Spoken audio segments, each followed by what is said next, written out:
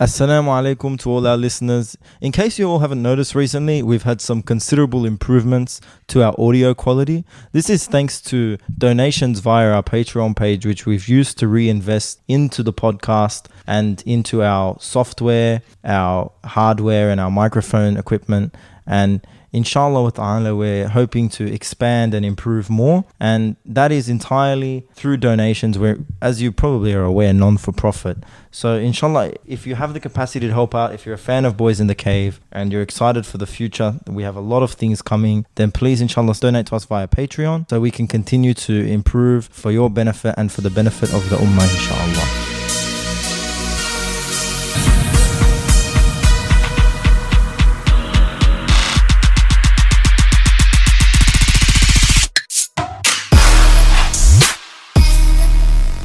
Assalamu alaikum. Welcome back to another episode of Boys in the Cave. My name is Tanzim and I'm joined by my co-host Josh, and Rafael's sick unfortunately. Inshallah, you guys make dua for him. He should be hopefully back on our show soon, inshallah. But alhamdulillah, we're actually joined by a very special guest, not just in the community but also well known amongst the brothers here at Boys in the Cave. And before we jump straight into it, though, I want to give a quick reminder for people to donate on our Patreon account. So go to patreon.com/boysinthecave. But we're actually joined by a very dear friend, and Josh has actually known Sadi for a while, right? Not closely, but like one of the elder brothers amongst the circles I was in, I guess. Like one of the you can trust what he has to say. Because from my perspective, there's people like Prose in the community, there's Ottoman in the community, and I've always looked up to our fellow brother Sadi, who's next to us today, as one of those guys amongst the community doing, helping out the younger youth of our Muslim community come through. But assalamu alaikum, Sadi, and welcome to Boys in the Cave. Wa alaikum assalam wa rahmatullah. Thanks for having me. Anytime. Well, I'm enjoying the setup you have in your house, alhamdulillah. Yes, all thanks to my wife, really. There's no credit for me to be taking here. It's my children's homeschooling room, so that's all set up by her. That's actually unique. It's not as unique, but in my Bengali community that I'm involved in, you don't hear about stories about people getting homeschooled. So what's your experiences? Well, like I said, it's actually no credit to myself, no effort on my part. This is a decision my wife chose to make, particularly in relation to our middle child, Hafsa. So she's actually quite sick, and so she decided to not put her in school and homeschool her, and then decided to end up to put our elder daughter in as well. So she homeschools both of them.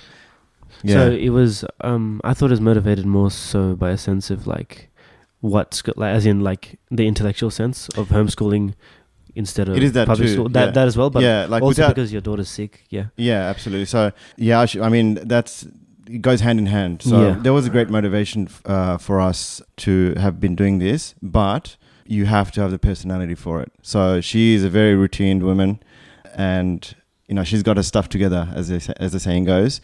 So she was able to pull this off. So you may have, there's lots of things we want in life, you want to achieve and stuff, but if you don't have it together, so it's really one of those, everyone that's seen her effort is just amazed, mashallah. It's weird because your kids, I guess, in the home, right next to their school, is like, they have their mum as like mother, but here they have their mum as teacher. Is there sort of like, does she carry herself as like a teacher here, and like more strict in here, more like routine structured? You don't know. I haven't sat in on a schooling class, like I said. It's all her effort. Okay. But I would imagine, all mothers are teachers too. Yeah, definitely. To some extent, for sure. But she takes it very seriously, and she's part of a couple of different homeschooling groups. Yeah. And I would imagine, I hear, we do discuss it, but she's the boss in this respect. So, but from what I gather, everyone's, she's like leading the pack, so to speak. Inshallah. Just in the sense of like how like public schools nowadays are pretty trashy, and like they have like more of a corrupting influence than an actual like education. I guess from that perspective as well, because I've heard so many like Islamic speakers talk about the benefits of homeschooling, how you should insulate your kids as they grow up, because those are the influence that'll be lasting, right? So I guess you also have that element at play.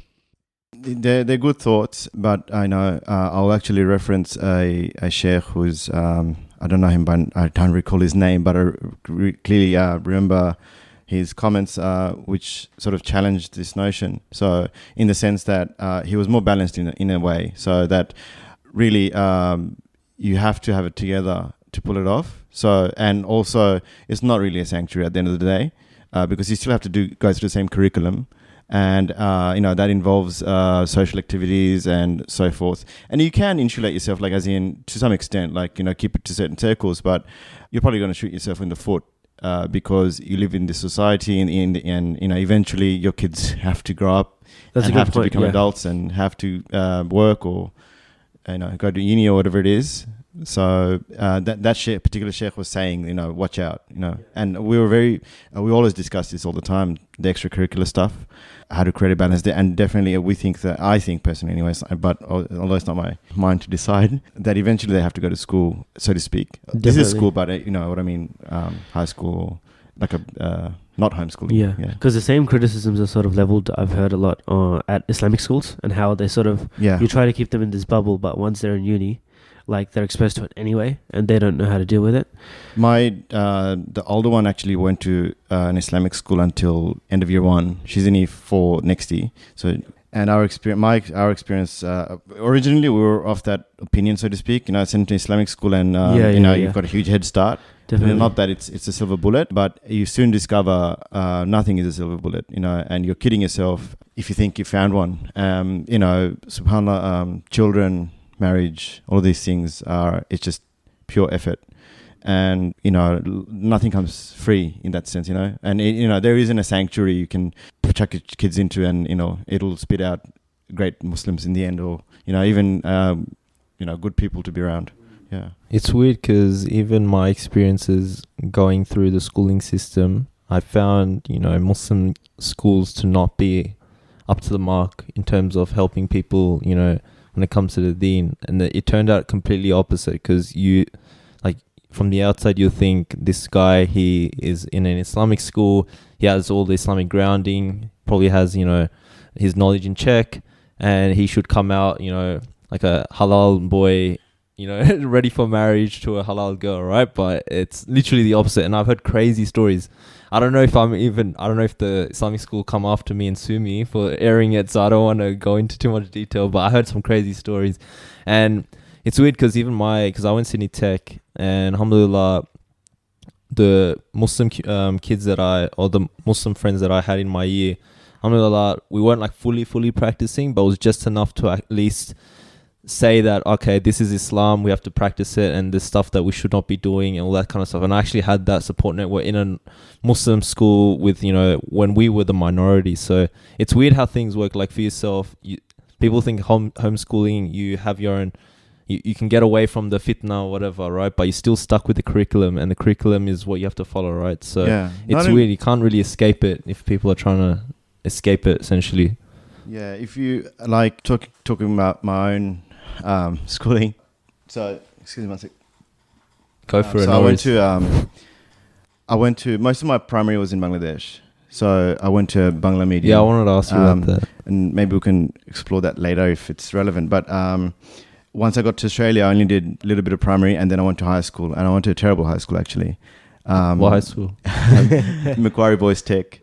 Macquarie Boys Tech. Yeah. Well, yeah. It's not Macquarie Fields High. No. Macquarie Boys. Very different place. Yeah. Yes. Okay. So it's not surprising you raise your eyebrow because it shut down. It shut down in 2009 or so, and then it got burnt down after that. Burnt down. I've heard about this. School burnt down. It became a place for because it was just derelict. Like the government just left it after they shut down. And if you Google Macquarie Boys Tech, you will see what it looks like. If you put go it to in the our show images. notes, inshallah. Yeah. Anyway, my point is, I went to a very rough school, right? And subhanallah, Sydney or wherever you live, the kids, your group, it's subhanallah almost nothing is luck, but it's your Allah is determined for you as a child. But I found a lot of it made me resilient. So, I grew up with the tarbiyah of, Bangladeshi schooling, so to speak, alhamdulillah, and thanks to my parents, went to a good school. So when I got here, I was very much a goody-goody, right, in that sense. And alhamdulillah, I think, not to like sing my own praises or anything like that, but that carried me through Quarry Boys Tech, right? But also the group you find yourself with. So, my school was largely Muslim, even though it was a public school, and I think that's the case in a lot of schools. So it just depends. You could be homeschooled, and one of the worries I have, and you see that with the if you like, the quarantining in the Muslim schools, that once the kids get to university, they find other things, and some go off the rails. In fact, I know of a young person that's done something similar.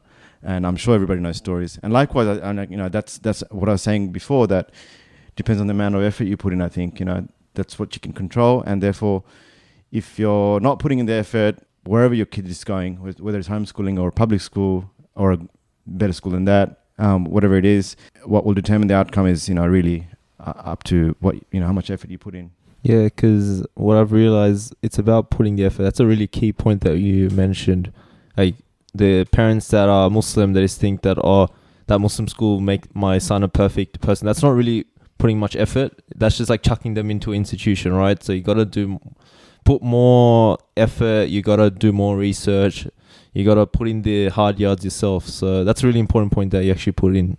Yeah, I'm empathetic to parents because it's tough to have kids and to raise them. And I wouldn't know, but I've heard. But, so, like, whilst that is the case on face value, like I said, like, subhanallah, and may Allah bless her, I don't think many people, men or women, have the same drive as my wife does with homeschooling.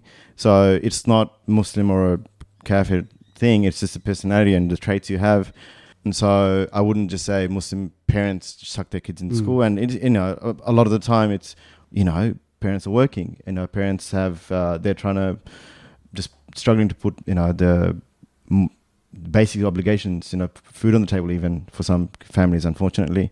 So where's the time to put in more effort, forget about homeschooling, Yeah. Just to go back to, you were talking about going to school in Bangladesh, and I wanted to ask you, so what were your sort of experiences with the deen, just going through primary school in Bangladesh? Was it a good sort of social landscape for Muslims there? As far as you experienced, was it in Sylhet that you went to school? No, in Dhaka. So I'm Sylheti. You're Sylheti. My parents are from Sylhet, but I was born in Dhaka. Oh, you're born in Dhaka, yep. And I was born in Dhaka, raised in Dhaka until I was 11. So can you speak, because for the audience that don't know, like, Sylhetis have a very distinct accent, so the rest of Bangladesh don't understand what they're saying. And then, but so can you understand what Dhakaians? I don't know what they should though. Yeah.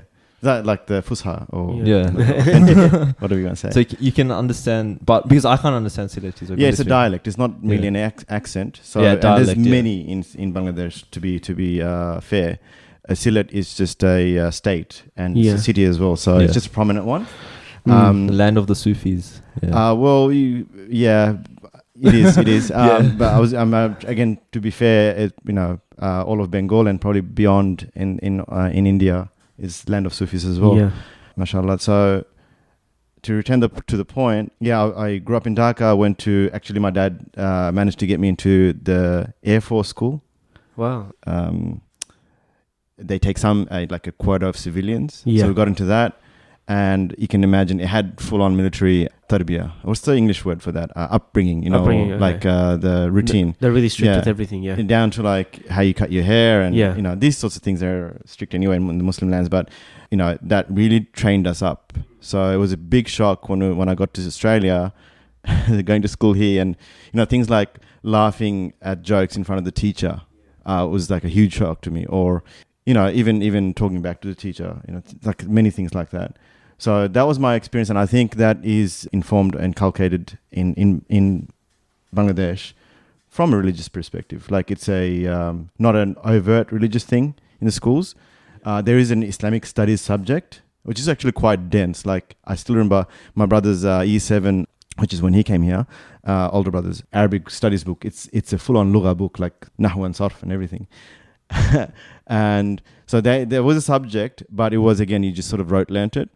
So that's the presence of religion in school is like any other secular sort of system around the world, but it was a bit more concrete. It has been weakened in the last decade or more, from what I understand.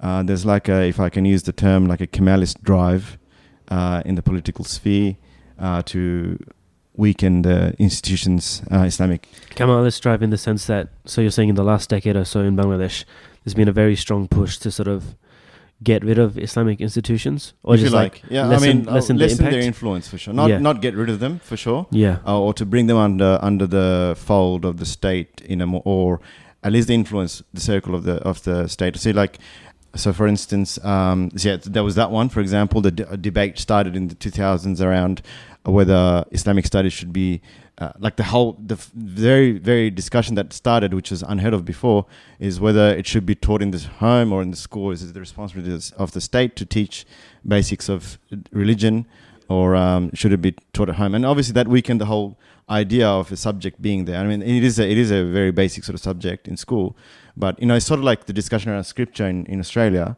Obviously, scripture is like a real, like in primary school, in public schools, it's far more prominent than this, but it's moving in that direction, in a very sort of Western style, tokenistic sort of thing. That's where that discussion was trying to weaken it. And I know it's been scaled back from in the higher years. So, like I mentioned, my brother had at year 7, I think it went up to year 8, if not 10 before.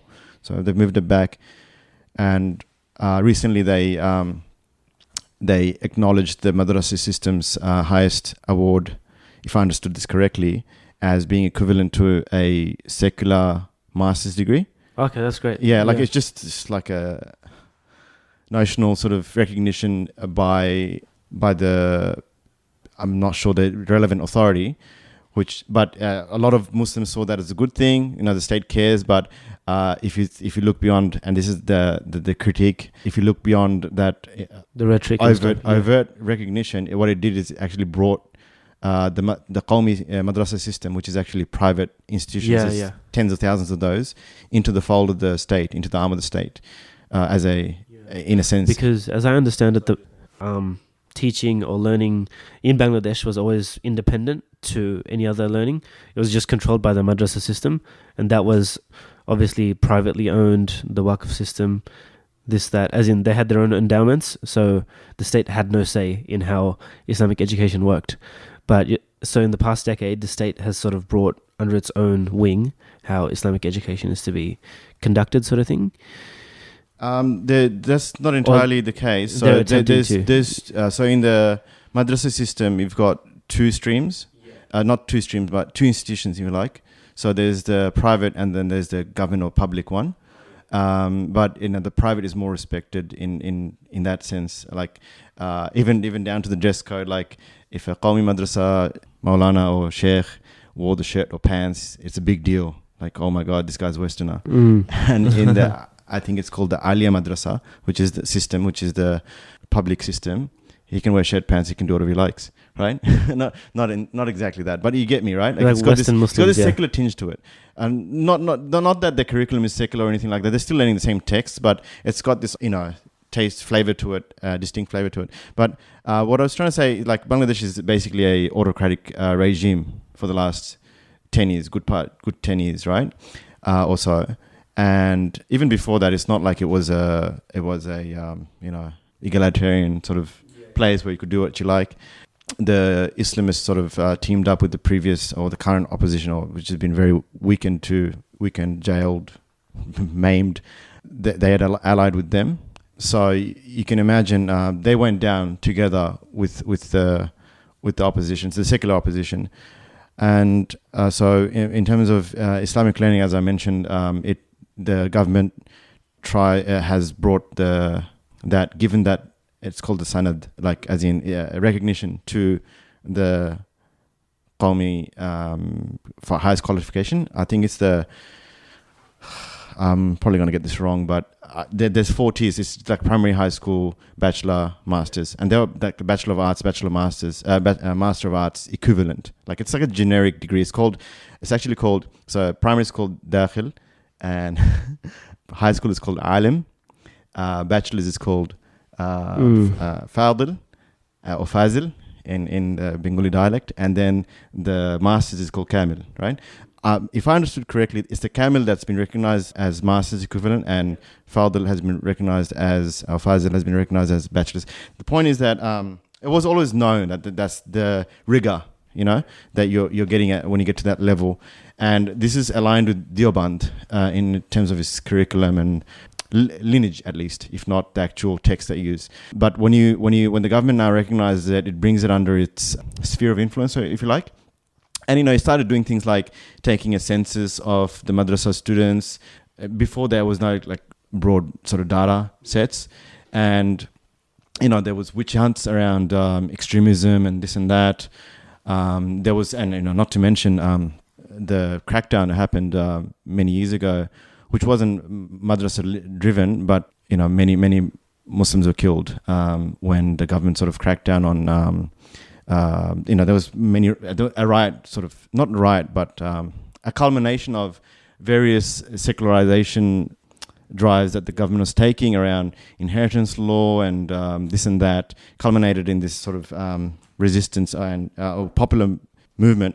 It was a huge march. And I remember there was a march during the night or something. Yeah, it was a coalition of a lot of groups. They still exist. It's called... Hafazat Islam, so which means preservation, the preserving group, right? And it's a coalition of many groups, including madrasa students, right? So then that was a reason, if you like, that the government used to sort of start doing this, almost like a CVE programs, in some sense. So it's pretty much like what happens in Australia as well. It's like a war on terror discourse sort of thing. Absolutely, like trying to encroach over Muslim institutions. It's pretty much like trying to secularize. It's what happens across the world, I guess. Yeah, except it's just not as what's a good word? As not as formal,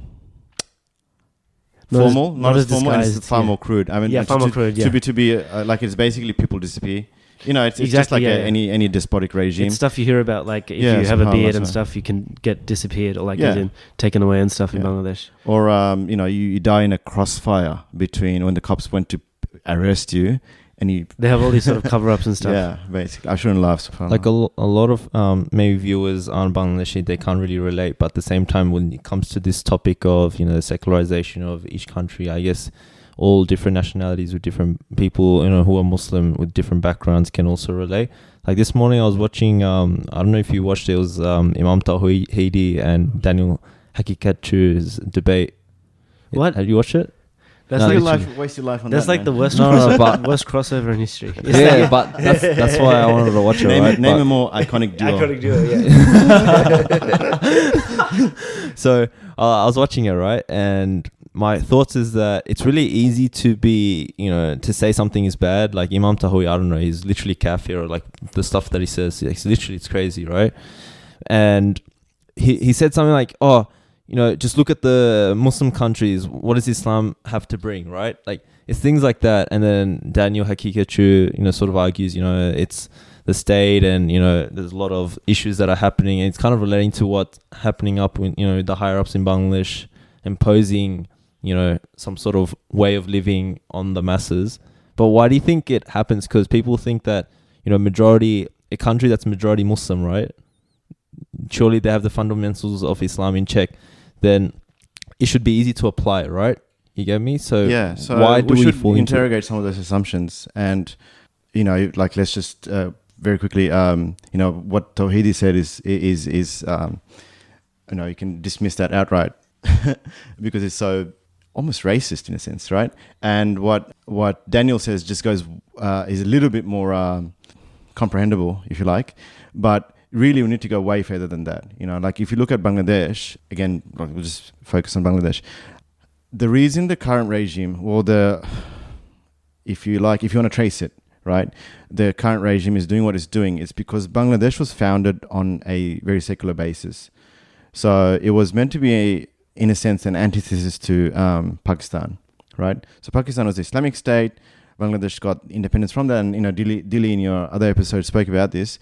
But Bangladesh, the constitution was very secular, there was no, a lot of communists were part of the revolution itself, as well as, you can look up what's called the Sector Commanders Forum. My understanding is that some of those members are communists, and they're even to this day, they're looked up to, right? Because they were involved in the statecraft in those days. And so the original basis was very secular. And what happened is this was actually reversed by the current opposition's founder. So the opposition, I should say, is called Bangladesh Nationalist Party, BNP. It's my mom's uncle is like the deputy prime minister. Yeah. Last episode. yeah. And like I think you had Sister Monica on, and her cousin or uncle was Alhamdulillah. Yeah. Alhamdulillah, inna lillah, maybe. I don't know.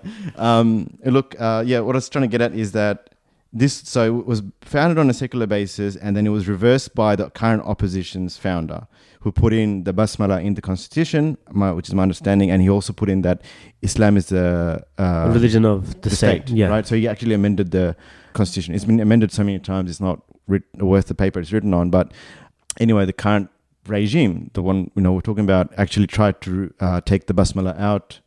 No, it's not the basmala. Sorry, Islam is the religion of the state. Is yeah, and it was rejected in the court, and even eventually. But that whole again, it went through that process to polarize society. Yeah, sort of thing, yeah, and to really bring out the original, to revive the original Bengali nationalism, not in that revolutionary sense, and like that. What happened in 71 is two different things. Here we're discussing. Now we're talking about like a secular sort of reactionary, diversionary nationalism, as opposed to like actual. And it's a reimagination of a lot of things. So like there's a witch hunt against Islamists. Like everybody gets trialed as a war criminal, and that's another thing. Actually, there was a international war crimes tribunal set up in Bangladesh, which was condemned by all round internationally by everybody, every international body. But there was a lot of politics. Like I followed that a bit. It was like Sheikh Hasina instituted that, but to get rid of the Jamaati Islami kind of party, to make them not seem credible anymore. To discredit Islam, a lot of politics, sort of even though she was trying to do on a guise of, we're trying to get retribution from what actually happened in 1971, right? Exactly. When it was so pathetic a process that even her own people knew this is a sham. And so, they have jailed and basically all of the leadership of the high leadership of Jamaat, which is the main. My parents were like, because I'm really influenced by my parents, what they have their views on this particular topic. But a lot of them discussed it in a way where it's like, finally the youth are understanding the struggles of Bangladesh and what they went through, and so now that because there were huge rallies on the streets. Right, so they're like, okay, now they understand the struggles that we went through. You get me? Yes, that is the polarization that Josh referred to. There's a lot of things to discuss here. So, firstly, there was like a bloodlust, if you like, right? I'm going to put it like that. That people wanted to see leaders of Jamaat hanged, right? So it was like a popular cry for justice, but it was everybody knew this kangaroo court was a sham, and but people still wanted justice. Like the people wanted to see someone hanged, literally. Right? Yeah, and that was one of the main leader of former, and he passed away, rahimahullah. Ghulam Azam. He was, I'm not sure if he was the founder, but he was definitely the leader for a long time of Jamaat. He was jailed. I think originally he got a death sentence, but he was reduced to life in prison. And others were in prison. Even now, a popular MP, leader of Jamaat, is in jail. And, the treatment they would get. So the point is, with the current generation knowing about what happened in 71, that's bollocks. Like I grew up in Bangladesh in primary school, and nationalism is very rife. Like I know if people can probably, I'm not sure how familiar people are with Bengali nationalism, but it's similar to Turkish nationalism. Like you won't miss it, right? And so to say that it's almost like saying, it's like saying Turkish children don't know about Ataturk. It would be a pathetic thing to say. It was just not true. It's not factually not true. So like growing up, every day we sang the Bengali national anthem, and there is so much celebration throughout the year of 26th of March, 21st of February, 16th of December. They're like different commemorations of Independence Day. The night when the Operation Searchlight happened, and many innocent people were killed. So you don't forget it. It's always there in your face. The reminder of 1971, how Bangladesh was formed. And this is a young country. Like it's 1971. What's the maths there, right? Yeah. But I was growing up in the 90s, early 90s, mid until 96. When I went to school there, you couldn't miss it. So I don't know what. I'm in my early 30s, so I don't know what they're talking about when they mention it in that sense.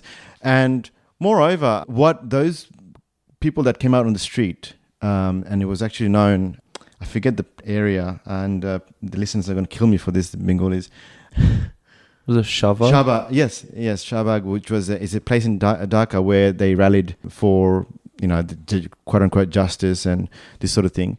Its leaders were Awami League, like the current regime's people, right? And it's known it was sort of resourced by the government. Like right now, you try to have any protest about anything critiquing the government, it'll be broken up. But that was allowed to happen. And it was sort of, resourced, as I said, right down to providing food and things like, making the whole thing happen.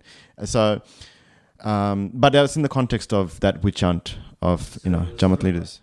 So with the whole war crimes tribunal then, like you could characterize it more so like a political stunt of sorts, so to sort of capture popular not discontent, but more like their energy of wanting justice per se. The mandate of the Awami League, the regime is a return to the original roots of Bangladesh, the founding secular state, Kemalist state, really. So, if we can use that term. So, as soon as she got in power, I think it was 2008 or so, 2008, 9, something like that. 2009, I think. That was the thing. We're going to hold the war criminals to account. We're going to restore what was eroded by the opposition, which is more Islamist, and that was the mantra. And so that's what's come to be. Like in a very Kemalist sense, it was like not only a secularization but a decimation of many things Islamic, or many in the social fabric as well, by this polarization that they drove. Okay, so Sadi, I wanted to sort of bring you back to more the history of Bangladesh, and you were mentioning, or Tanzim mentioned Sufis and sort of their influence in bringing Islam to the subcontinent on a more wider scale, and you mentioned the Deoband University as well. So could you give us a sort of like brief idea of how Sufis or Sufi leaders had this impact in bringing Islam to Bangladesh? I think the subcontinent in general. Yeah, like, listeners, is that sort of what informs Bengali Islam more so than like a? Because I think like if you look at how we're religious, it's a bit different to how, say, other parts of the world are religious. It's more like a common sense, like spiritual idea. Do you get what I mean? Yeah, I do. If we step really back, far back in history, you see how Bengal was one of the last places to be conquered by the Mughals, or before that, like in the sultanates. The Delhi Sultanate, which was a Mamluk Sultanate. It came from, fairly sure, Egypt, if not elsewhere in the Middle East. Look, listeners, I was going to say I'm an accountant, not a historian. They're asking me these questions. So forgive me for my inaccuracies, but my reading is this. Just a general sense. For whatever it's worth. So the Delhi Sultanate conquered Bengal, modern-day Bangladesh, both east and west. The eastern part is now in India. Sorry, the western part, rather. Yeah. And it stretched right up to Sylhet, where I'm from, which is the northeast corner of Bengal. So if you can imagine the subcontinent, it's really that far east corner. Although that's part of India too, but, it's toward that corner, which is really the extent of the Muslim world, one of the corners. And so what happened is Bengal was always sort of rebellious. So Bengal was conquered by one of the generals of Qutbuddin Aibek, I think his name is, the Delhi Sultanate, the Sultan of the Delhi Sultanate, and very soon, so that was in the early 13th century, and that very soon Bengal became an independent sultanate, right? And in fact, it was tussling with Delhi all the time, and then the Delhi Sultanate sort of said, okay, you do your own thing. Alone, and it became an independent sultanate from the mid 14th century, which is my understanding. So that in itself sort of isolated Bengal in a sense, because remember, the eastwards, northwards, it's Darul Kufur, if you like, right? Yeah. And so India itself, and Sindh and Pakistan, modern Pakistan, Afghanistan, and Central Asia, if you look at this sort of belt, right, there's the centers of learning, fall all the way from North India, Afghanistan, Khorasan, as classically known, had that sort Central Asia. They had that connection to the wider Islamic world that I guess Bangladesh was sort of estranged from. I don't know if I use the word strange, but I'm just saying, like, look, lay this out, right? So you've got this independent sultanate, and then it is tussling with Delhi. So obviously that gets in the way of the social practice, or however you're going to put it. But moreover, and I'll make another point about Sylhet, how that happened. I went to Sylhet last time, it was 2009. In fact, just after Sheikh Hasina came into power and started her crackdown, actually. I went to Sylhet, and Sylhet was taken by Sufi saints, as well as one of the generals of a good century after the Delhi Sultanate was established, so in the early part of the 14th century. And it said, like legend has it, that he crossed the Surma River, which is the river that when you get to the Surma River, it's Sylhet. He crossed the river on his prayer mat, and he gave the adhan, and it brought down the palace of the Hindu king, right? But if you go research a little bit, him and his 360 disciples formed the vanguard of the army, of the Muslim army, of the local sultanate. And he'd come from Turkey, just spreading Islam. And when they conquered Sylhet, and he actually settled there with his disciples and stayed there for life. Was this the time of Ibn Battuta as well? Yes, he actually visited the saint who I'm talking about. His name is Shah Jalal, rahimahullah. Ibn Battuta made a month-long journey through whatever that route was. I read on Wikipedia to meet him. Me too. Yeah, so yes, he's mentioned in one of his texts. But you can, even to this day, like there's many mausoleums throughout the city of all the different disciples. And so Sylhet is this special place in the amongst the Bangladeshis, and it's known for revered for its that aspect. Isn't there a mosque there that apparently it was built by jinn? Have you heard of that? No, I haven't heard that one. It's like you look at the mosque in the pictures, it looks very trippy. It looks like this can't be sort of made, like the structure and the way it was made. But sure. I think it was in Sylhet. I think you're talking about the pyramids now. No, but it was literally like a proper mosque, and the rumor is that like jinns kind of built it. So not sure. Yeah, I know that there's other semi-miraculous things going on, like where the dargah, which is the masjid and the mausoleum of Shah Jalal, there is catfish, and there are pigeons, right?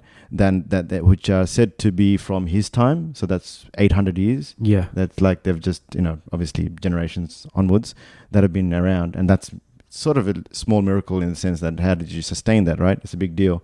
But unfortunately, the catfish were poisoned in recent years. So you can talk about polarization before. You can think of which sort of groups would go there, or you never know. Maybe it was the state. I don't know.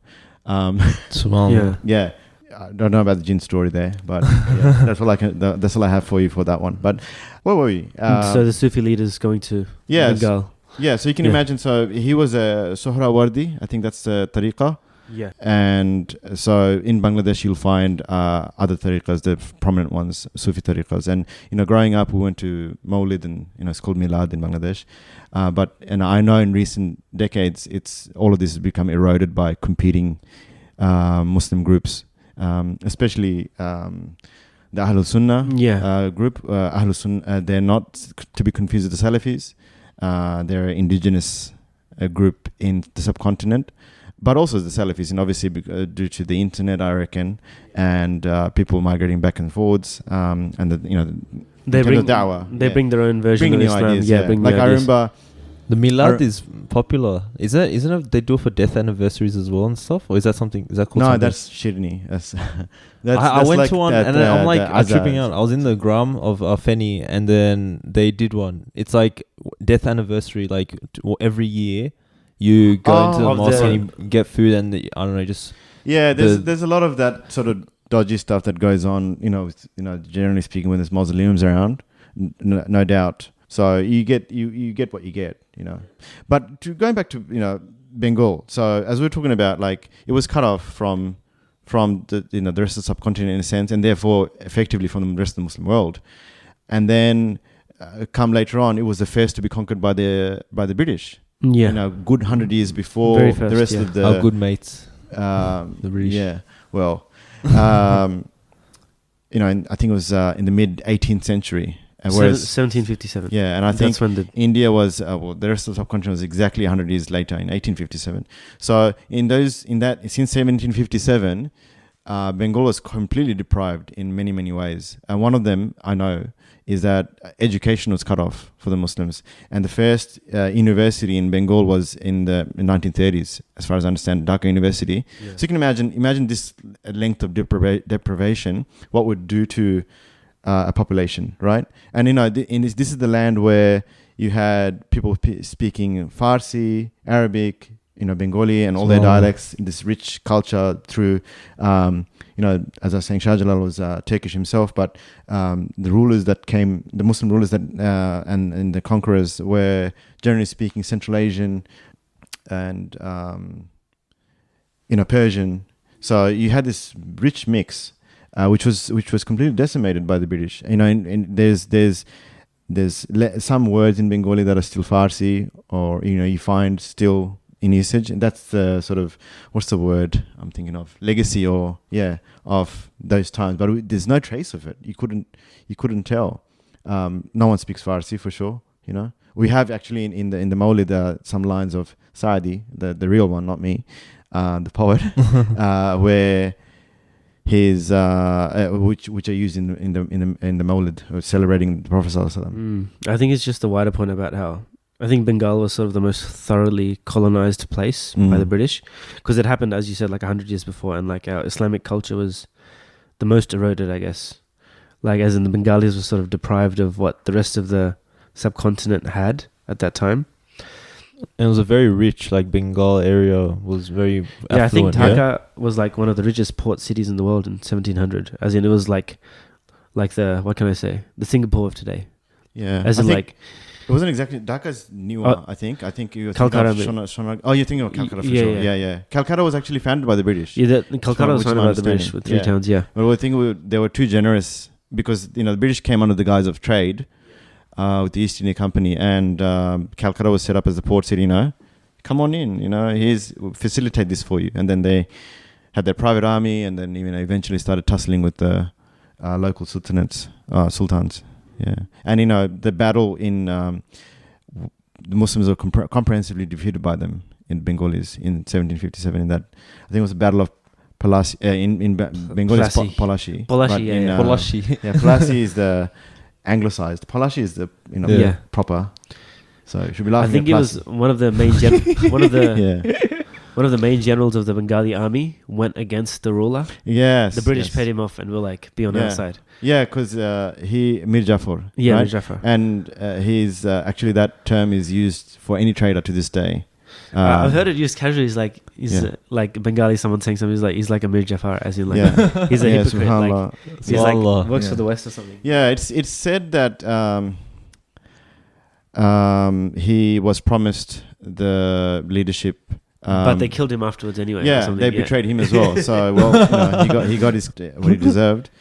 Both lives, I guess. Yeah, subhanallah. Reminds me of the ayah, sell your deen for dunya, or like money. Thamanan qalila, yeah.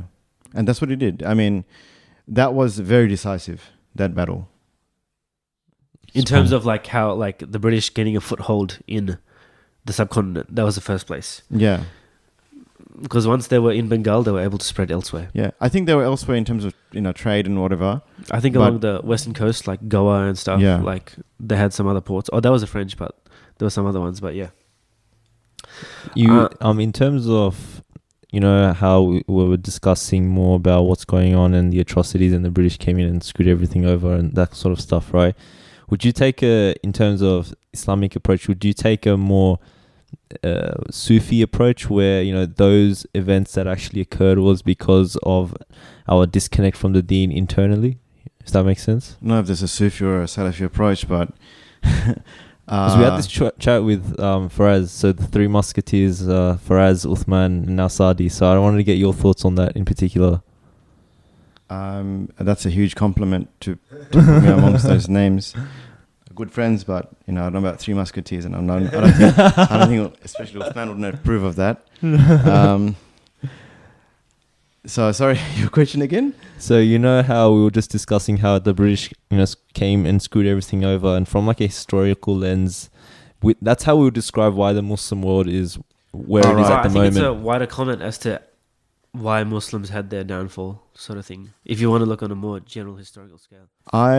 At this moment, so I had a more concrete reading or opinion on it, I think, in my 20s. A while ago, yeah. I think when you're younger, you just go with what you like, not what appeals to you of a reading, and then you're so confident of yourself, so to speak.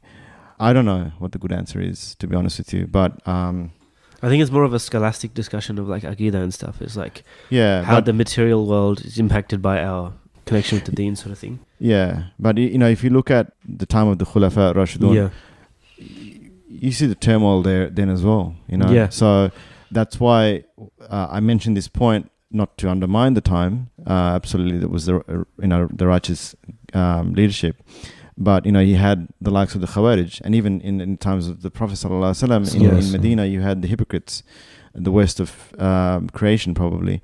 So what I'm trying to get at is that amongst the Ummah there will be serious trials, tests. Groups that will be of serious strife to ourselves, and so I don't think that determines how well the Muslims are doing, generally speaking, and it can be quite significant. So if you take a look at the time of the Sahaba, especially towards Ali radiallahu anhu and Muawiyah radiallahu anhu's time, we don't need to go into that, to the point that in our studies we're discouraged from discussing that too much. My point is that was righteous leadership. That was leadership by the Sahaba. Yeah. But you see the turmoil, right? And would you say that the Sahaba deserved that because of their sins or something ridiculous like that? That wouldn't make sense. So I'm saying if we extend that now, without even looking at any particular period in history, I think it totally challenges this notion that because of our deeds or because and look, that's true. In the stories in the Quran, we know that Allah's wrath is not attracted by people doing good deeds. It's if they do bad, when we do bad deeds, it's Allah's displeased. Yeah. So the reason I bring it up is because sometimes when I had that phase of just looking at things for what I'm told, they say that certain downfall has happened on the Ummah, and then Muslims that take the historical lens are just like, oh, it's because it's the colonialism and XYZ, and the British came and screwed everything up, and that's why the institution is where it is, and they influenced the and then that reason will be like, oh, that's why Muslims are how they are in this day and age. And I feel like sometimes it's deflecting, if that makes sense. I think it is deflecting, because I think we need to keep looking into it, keep searching, and reflect on the times of the Sahaba, which is the best of times for this Ummah, and bring that reading into it, a broader reading. And no, this is not as a cop-out or to feel better about ourselves or something like that, but I think it's too narrow to find one grand narrative that explains it. So, for example, I know, for example, in Suleiman's time, he had, Suleiman the Magnificent, one of his sons rebelled against him, right? And he had to put him down. He had to fight him. And he had to have another one of his sons executed Shahzada Mustafa because he was challenging his own rule. And his other son actually went to the Safavid Empire. Seek help against his father. Not to do that, just as refuge. As refuge. And Okay, in fact, Sultan Sulaiman actually had him executed by his protectors eventually. Yeah. So we look at that situation. All of a sudden, just that much. That this is factual. These are factual points. It takes away from this notion. Straight away you have this glorification or this sweet picture you may have of Istanbul and Muslim armies and trade and learning flourishing and so forth. There's turmoil. There's still turmoil in a dunyawi sense, and you might think what's going on there. And when Suleiman had to fight the Safavids, it was a very odd situation because I read that a fatwa had to be passed to declare them as declare the Safavid rulers as I think his name is Tamas. I can't say his name. It's Tamerlane, Timur. Not that guy. Not that guy, because he was a conqueror. Tamasp. I can't say his name. Yeah. It's the anglicized name is Sophie for some reason. It's Sophie. They declared them as apostates, and then they marched on them. Right. My point is that even that very thing, right? Like the Ottoman Empire was a very, very accommodating empire of all sects. I think more accommodating than a lot of us Muslim groups would be of each other, right? So, where are the Jews in Istanbul now in that same sense? Just as a point, right?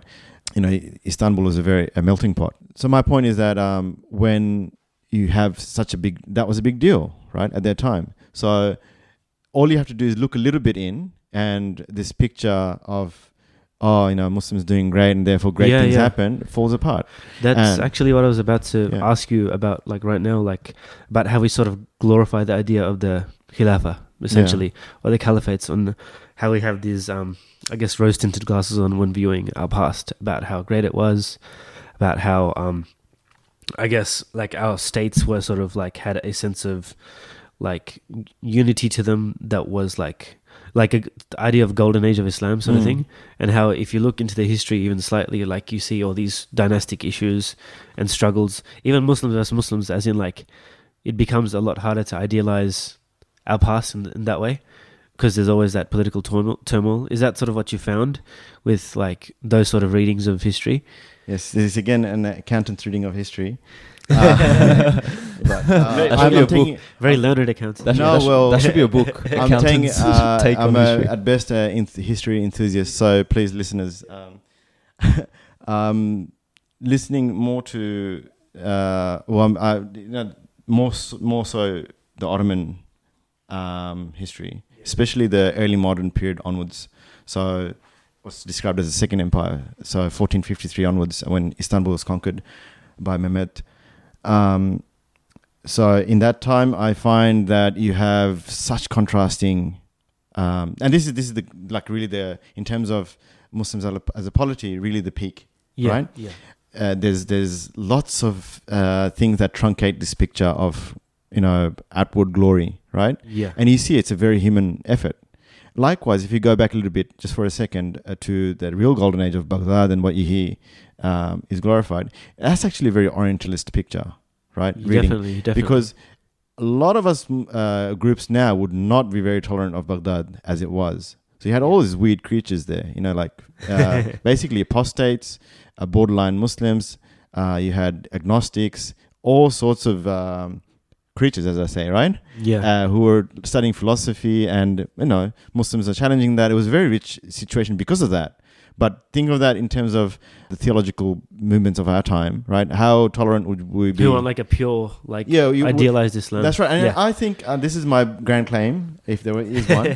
I think what we do, like, now that we've sort of become disconnected from that, we're like almost like a outlier in history, right? Since the fall of the Khilafah, we reimagine how we ought to be as a peoples, in a more Puritan sense, in the sense like, some groups are about Aqidah. Every group is about Aqidah, really. And then others are about, get stuck on particular issues like, everything from Mawlid to fiqh points. And I think a lot of this is not, you won't find it in that way. It was far more egalitarian, or if that's, I'm not sure if that's an anachronistic way to put it, but you find if I can put in quotes, richness throughout our times. And in the Ottoman period, in the latter half of the millennia, you find Mehmet the Second, who conquered Istanbul and founded, basically expanded the empire, the Khilafas. Some people don't even like the word empire, by the way,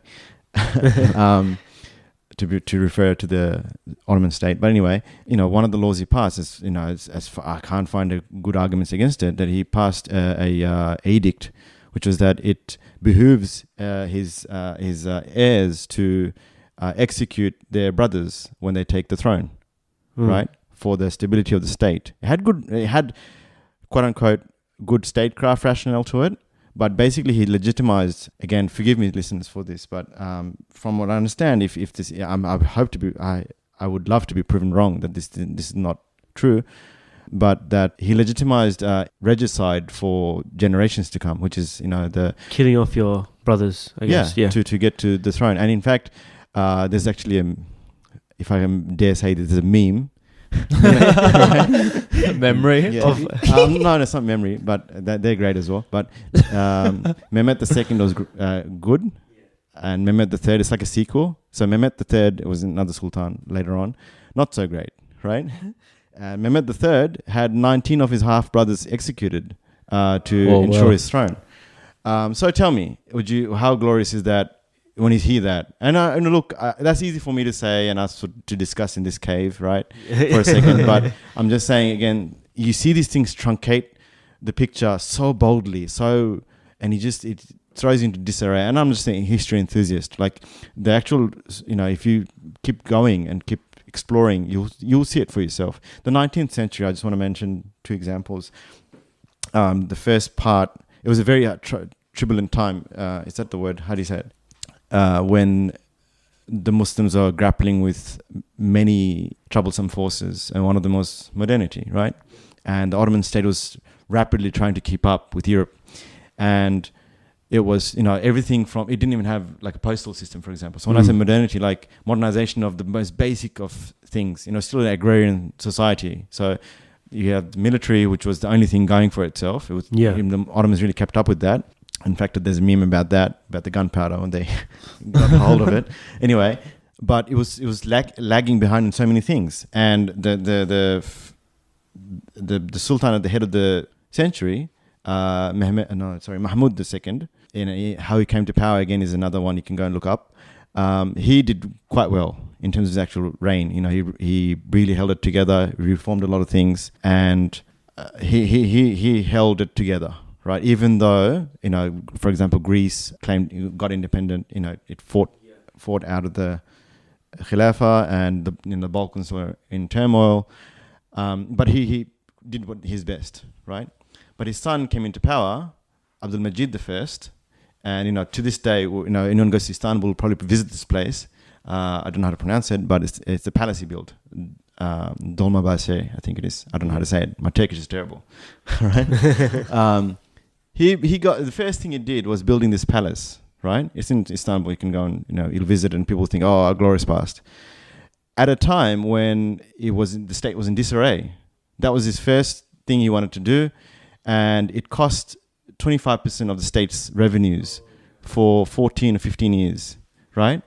And that was just the construction costs, as in the ongoing construction costs, right? And why did he build it when you've got the Topkapi Palace? Well, Topkapi is old, right? And he built this palace in European style. So again, you can see the weakness, right? It's like and the contrast you get with different sultans. And so and then eventually the state borrowed on riba, right? Towards the end of this thing, again, would you have liked to have lived under a sultan who did this and borrowed on riba? Maybe, right? But I'm just saying. It's really shows up, and you can't really attribute that merely to some kind of generic decline where you've forgotten that riba is haram and building a palace is not the biggest priority of state, right? Yeah. So my point is that, and so I'm saying that it's hard to be forgiving, right? That how can you make such a dumb move, right? Yeah. At a time when you got like multiple wars to fight, You got- everyone's taking your land. Europe's like encroaching so fast. Russia and Europe's actually taking Think parts of the Muslim world took already. control of all their waterways, as in like the trade had to be through European vessels. I mean, And so- Egypt was basically by the end of the 19th century in British hands. Yeah. You know, It was like a British colony. Yeah. Not So you- colony. Yeah. so that this is towards the end, but I mentioned like throughout you'll find is from everything from like the quote unquote, and they're like little like regicide to bigger deals that will really put you off, as to what the heck.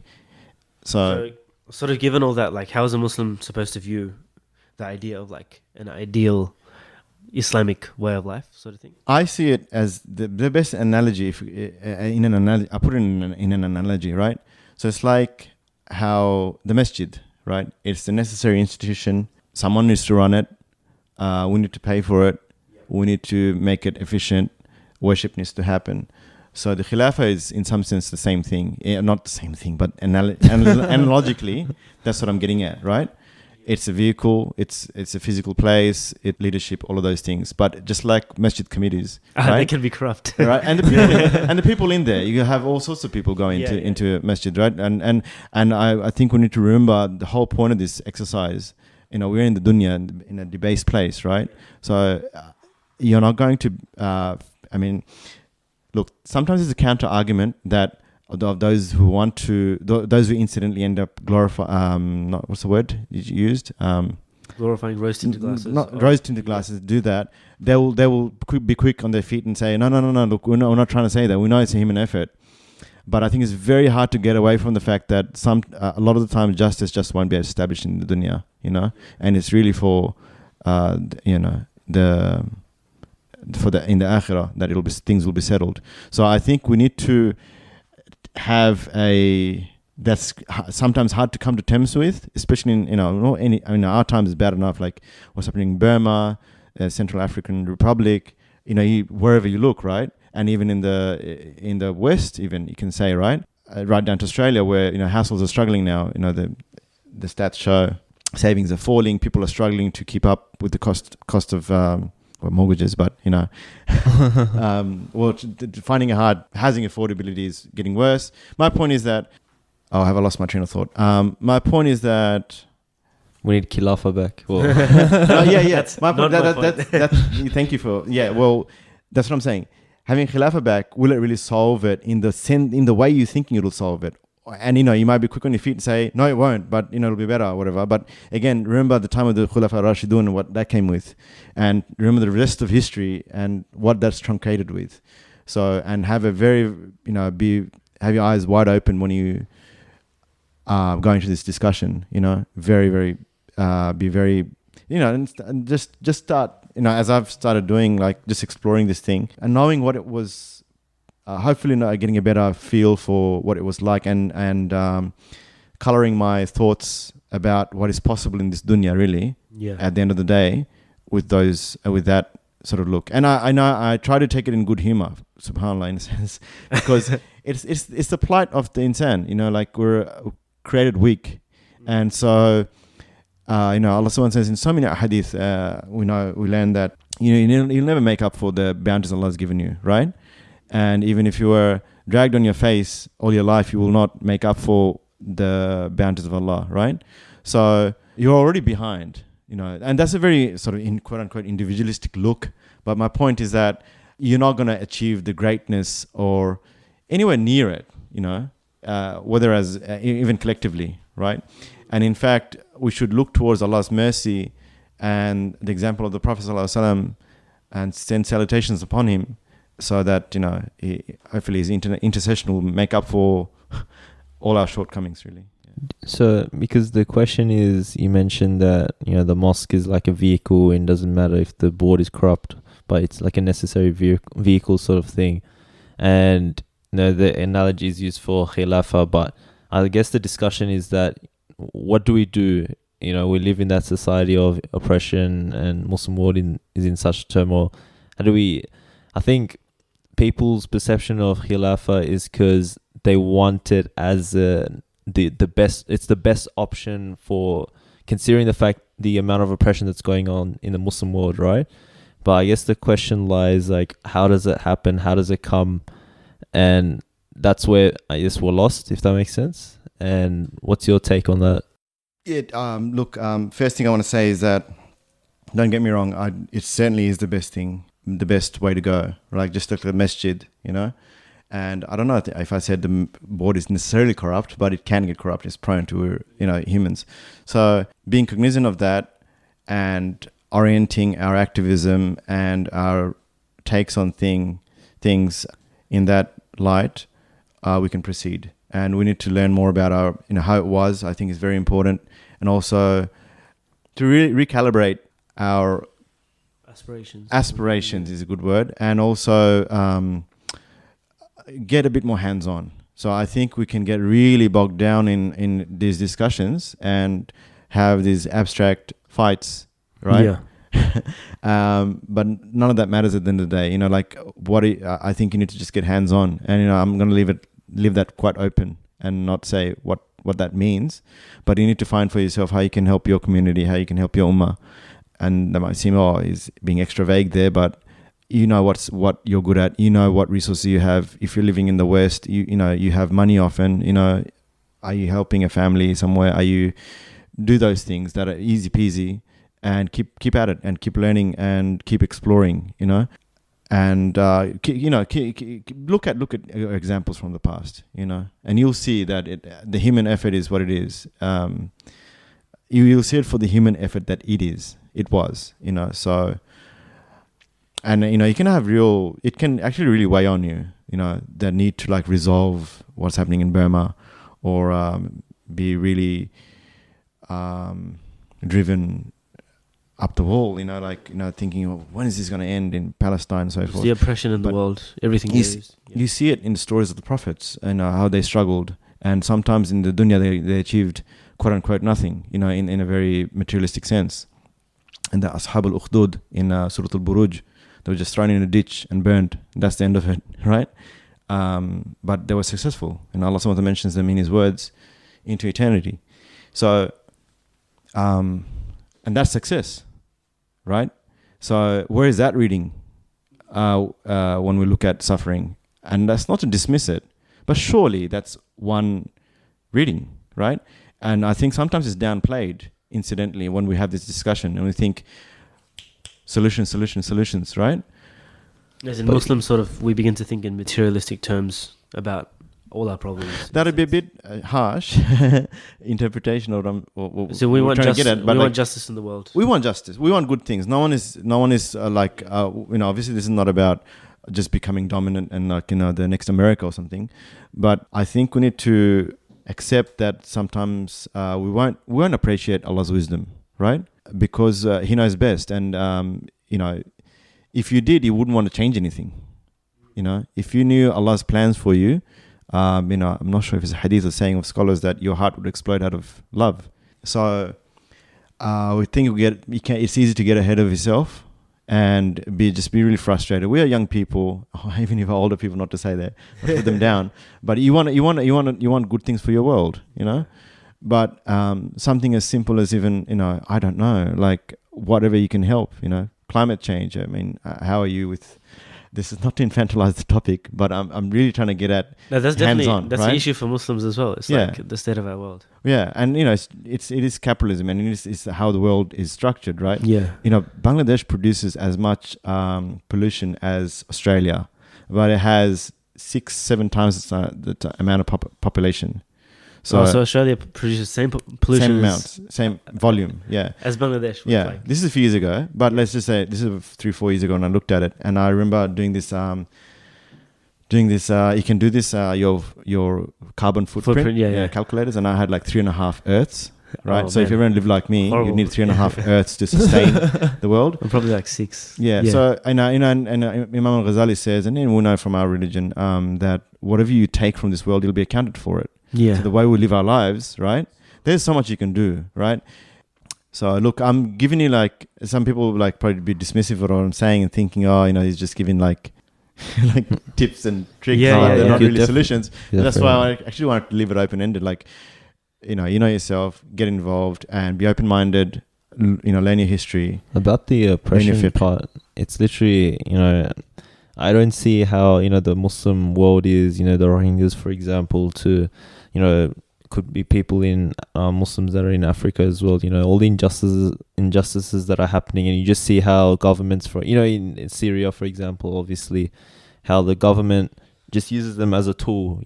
There's no actual justice for those people. And I honestly don't see any other government really acting out for the sake of humanity. So that's where the conversation of Khilafah does naturally come in for a Muslim, who practices Islam. Yeah. So absolutely, and I think we're saying the same thing. Yeah. Certainly is the starting point. If you had the Khilafah, you're in a much better position. Like all our sultans, may Allah have mercy upon them and widen their graves, or had concern for their own people. The trouble with our leaders, the Muslim leaders in Muslim countries, they have no concern for their people. Like there's no notional concern. You know what I mean? So even if those whatever I mentioned in earlier in the episode, they did. They had good concern for their own people, and they did good for their people, right? But yeah, Sadi, just moving on to a different topic then. A lot of the brothers and myself, like I know that you're a big fan of poetry, and you're very, very well versed when it comes to sort of Islamic poets and poets that we've had over the course of like Islamic history. What would you say, like what sort of poets would you say are you very much into and you like would regard as your favorite when it comes to the Islamic tradition and also the Western tradition, I think, because you've read quite a bit in there as well? Oh, okay. So is that the image I portray? No. Okay. Well, that much is mission accomplished for that much. Definitely more than most accountants, I guess. Look, the accountant's diary. The story goes like this. I'll tell you. So I think I mentioned earlier in the podcast, perhaps, or maybe I didn't, the real Sadi. So my mum named me after one of the greatest Persian poets.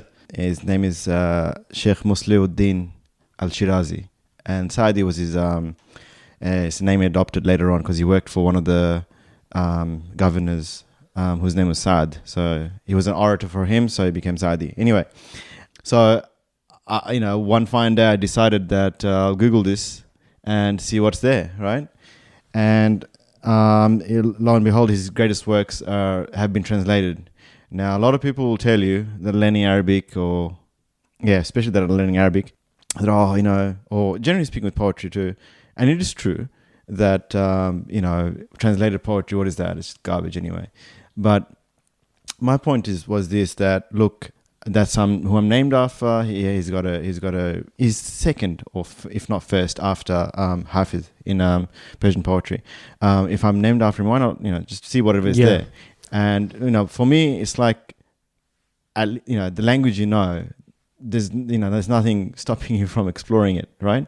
So which is English. So I'm never going to probably learn Farsi, which is the text, the language that his works are in. But anyway, so I explored that. I found a website which is the absolute treasure trove of poetry of antiquity. So like English translations of antiquity. English translations, yeah, and they're quite good in the sense that some of them are like paraphrased rhyming verse, and otherwise like Sadi is prose. Anyway, his works are like they're not rhyming. It's not poetry in this poem sense, but it's extremely rich. Even the English translation, go have a look. Right, his main work is The Rose Garden, Gulistan, and you've probably seen me on Facebook quoting it a lot. I've read this countless times, end to end.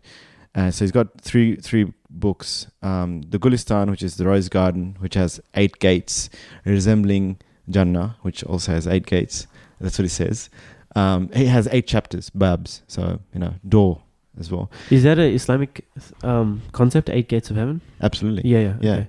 So because I think it comes from Buddhist or Chinese thought as well. The 8 gates of like the chakras or whatever. Okay, you'd have to bring Suved back on my good friend Suved back on the podcast. But I think it's a concept spanning a lot of cultures. Yeah. But there are definitely gates of Jannah. The Bab al-Rayyan for fasting people and so forth. So anyway, his point. So I discovered soon that this man, he is a Hanbali, by the way, in fiqh, and he grew up in Golden Age Baghdad, and he went to the Nizamiya University, studied until he was in his 30s, from his teens, and then he set off traveling the world. And he puts Marco Polo to shame for the amount of traveling he did. Marco Polo, yeah. Yeah, and how much Marco Polo celebrated for going from Italy to China to find spaghetti. I think it is. Something like that. It's like a very plain sort of story. Yeah. Sorry, I'm probably not to downplay his place in history, but Sadi traveled absolutely everywhere, from all the way to India, and that's the reason why I'm named after him, because it's a very popular name even in Bangladesh. Yeah. So that's a lot of background, but his poetry really struck, not only because I'm named after him, but the themes in his books are and the concepts, and they're really instructive. He says it's a book for amusement and a one of instruction, right, for those who are curious about life, so to speak. And remember, he's a proper sheikh. Like, he went to Nizamiya for 20 years, right? A higher seat of learning in classic and in Baghdad, antiquity, yeah. right, in Sunni Islam.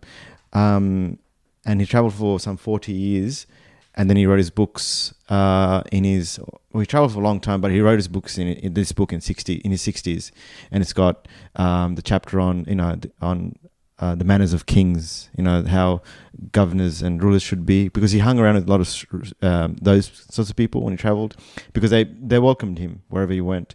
He was renowned for his tongue, and he's not shy to write about that, saying that the scraps of his literary compositions are hawked about like bills of exchange, and consumed, and the friendly works of his pen are consumed like sugar.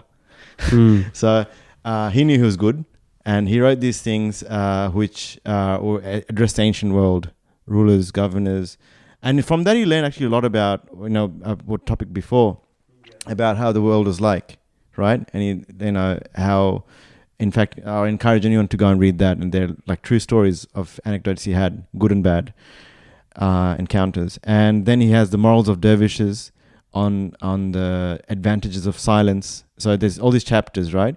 And there's timeless wisdom in there of a man who's learned, traveled, and so that really struck a chord with me. And I saw the real human, he brought out the humanness of humans in a timeless fashion, and his works has withstood the test of time, clearly, and it's made it all the way, everything from salutations to the Prophet, as I was saying in the Mawlid. If Bengalis will know the lines, "Balaghul ula bi kamalihi, kashafat duja bi jamalihi," right? Which is Farsi words, ones I don't know. What does that mean? You put me on the spot. Basically celebrating the attributes of the Prophet, right? His perfection and so forth. But we do the salutation in Arabic in the Mawlid, and then these lines are put in, borrowed from his works. He himself, otherwise, if you read his works, what is the picture you get when I say a Hanbali who's learned and so on nowadays, right? And not to caricature it, but I'm just saying, remember, this actually ties back to what I was trying to say before, that when we now as Muslims, when we try to reconstitute our orthodoxy and our practice, we do it in a way that is divorced from traditional history, like the Khilafas fell, like the bulldozer went through the Muslim world, got shattered to bits, and then now there's revivals, in the latter half of the 20th century onwards, and everybody's rebuilding, right? Alhamdulillah, and then maybe that's or attempting to rebuild in what they think is rebuilding. Yeah. So when I say poet, right? Yeah. And he's talked about all this, morals of dervishes. He's talking about the Sufis. And he's a staunch Hanbali guy, this guy, right? There's a story where he puts a qadi on the show. He goes into a court and he overturns the judgment that was passed. Wow, because what a boss. And it was very boss. Like, they gave him the turban, and then he said, no, I don't need the turban. Just I'm just putting on, your justice is not happening here, this sort of thing. Oh, wow. Anyway, point is, if you read, this is what attracted me to it. I found it's very cathartic. Is that the word? Catharsis. Like it really released all the tensions of Modernity. Yeah, wallahi, like I know you laugh, but like built up it's the accountant. all the poets keep going. Like let's move on to like say Khayyam, Omar Khayyam, right? Yeah. He's another poet, and he was a polymath. This guy was a massive sheikh, right? Again, not known for his scholarship, right? Known for his poetry, but he was also an astronomer, right? So when I say polymath, like, in the real sense. In the real sense, right? yeah. And a poet. So what he did is he wrote poetry, and some say he was the first existentialist. Can you say that word? Which is he explored, the ontological. The human his poetry condition, is, very much about the human condition, right? And it's in fact.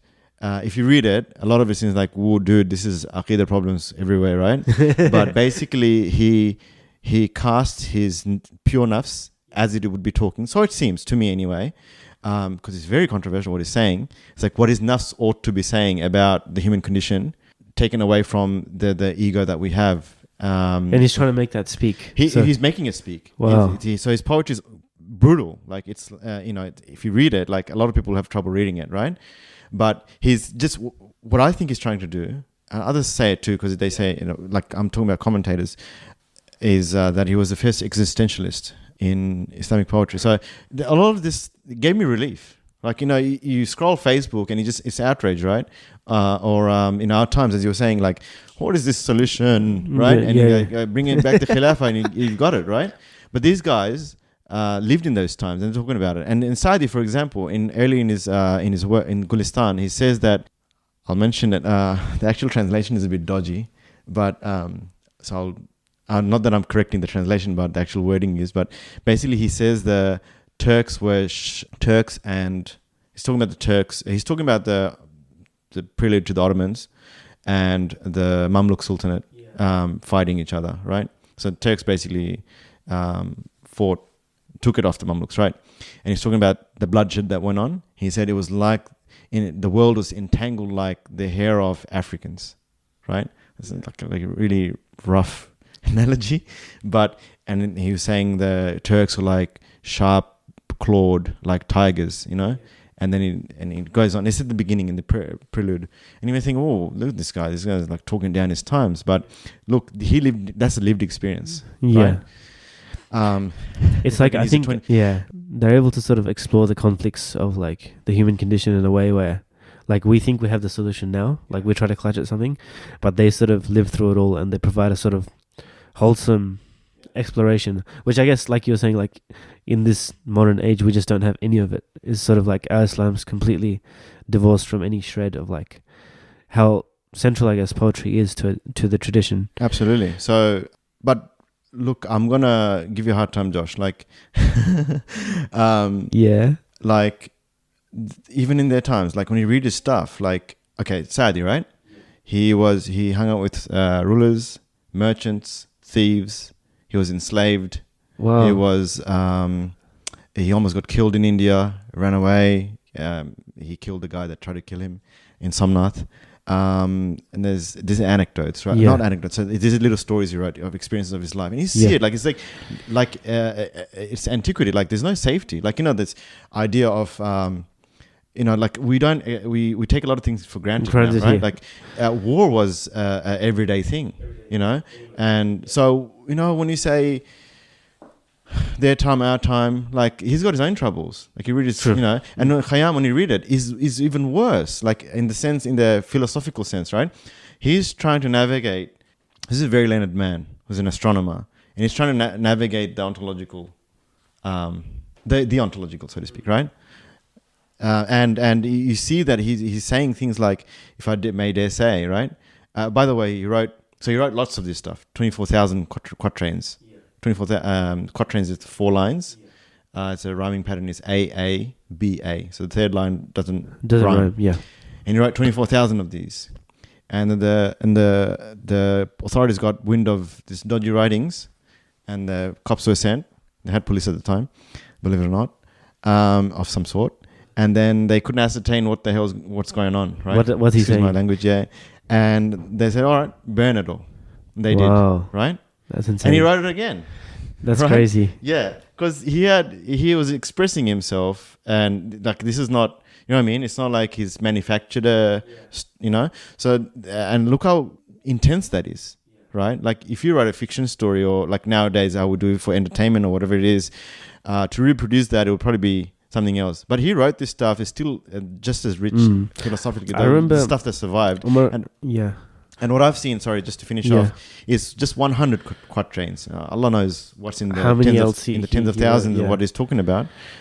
Yeah. Because I remember Umar Khayyam, I came across a verse. It was, I forgot where I read it, but he said something about, "Oh Lord, if only you allowed me this drink," as in he's very explicitly referencing alcohol to drink. But I think it's what you were saying about what the nafs desires, or like he wants to forget himself, sort of thing. There's two things here. So there's his what sounds, unless it's sometime high,